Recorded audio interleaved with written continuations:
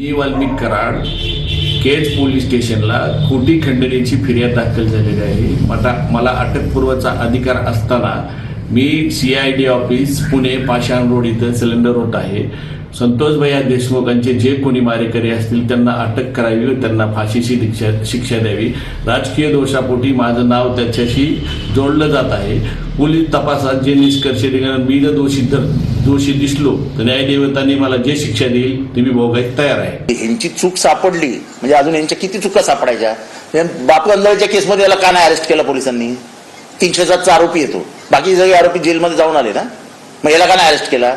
आणि ज्या केस पोलीस स्टेशनला सरेंडर होतं त्या केस मध्येच महाजन नावाचे इन्स्पेक्टर आहेत जे तुमचे त्या अंधाळेच्या खूप मर्डर केस मधले तपासी अधिकारी आहेत। हे असे संबंध जोडता येतात इथे बसून।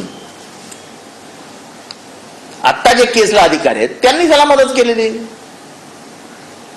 ज्या केसमध्ये बबन गीते नव्हताच त्या केसमध्ये बबन गीतेला आणून ह्याला 307चा आरोपी करून 302चा आरोपी बबन गीतेला करून हा आजही मोकळा फिरतो। कालपर्यंत तो त्या पोलीस स्टेशनला जाऊन बसायचा परळीच्या।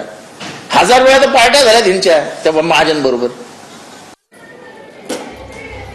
तर वाल्मिक कराड पुण्यामध्ये CID समोर शरण आलेला आहे। वाल्मिक कराडची आता चौकशी केली जाणार आहे। खंडणीचा गुन्हा त्याच्यावर दाखल आहे।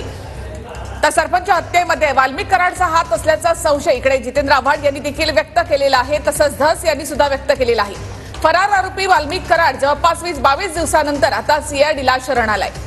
शरण येण्यापूर्वी वाल्मिक कराडचा एक व्हिडिओ जो आहे तो समोर आलेला आहे। त्याच्यामध्ये त्यांनी असं म्हटलंय की हत्येशी आपला काही एक संबंध नाही, आपलं नाव जे आहे ते गोवलं जात आहे, राजकीय द्वेषापोटी आपलं नाव जे आहे ते या प्रकरणाशी जोडलं जात आहे असं वाल्मिक कराडनं म्हटलेलं आहे। आणि याच्यानंतर